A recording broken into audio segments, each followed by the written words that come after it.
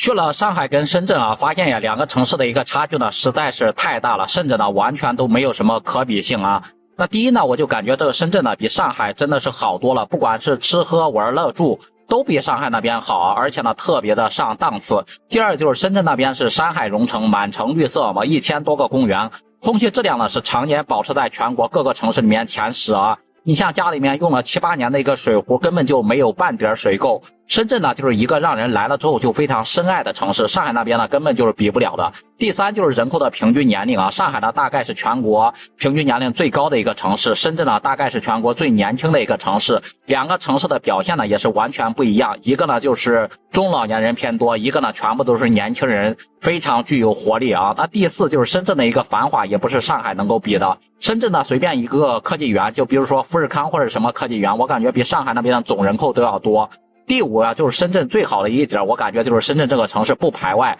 无论呢你是来自全国哪里、哪个城市、哪个省份啊。第六就是上海虽然说有著名的一个人物什么张维为教授，但深圳这边有我们的大华为，有任正非，还有大疆无人机，还有那种腾讯什么的互联网的总部，通通都在深圳那边，对不对？那第七就是北京、上海的一个城中村与深圳的一个城中村呢，完全是不在一个层次啊。深圳的一个怀德村呢，应该是全国最牛的一个土豪村吧，听说人口有600多，村资产呢那是过千亿，可以说呢一出生呢就是那个亿万富翁啊，赢在了人生的一个起跑线上。第八就是深圳是一座年轻的城市，就是商业气息呢是特别的重啊，不像别的一个老城市有那么多的一个文化内涵。不过呢，我们可以去那种改革前沿的一个阵地蛇口去看一看，上面呢有那种时间就是金钱，效率就是生命还在。还可以去那种深圳的一个博物馆，索性呢就上一下莲花山，去瞻仰一下我们的伟人，改革开放的总设计师。第九就是年轻的一个深圳呢，是中国经济发展的一个先锋，全国的一个榜样。相比啊迈着那种沉重步伐的一个上海呢，深圳真的是充满活力，充满无限的一个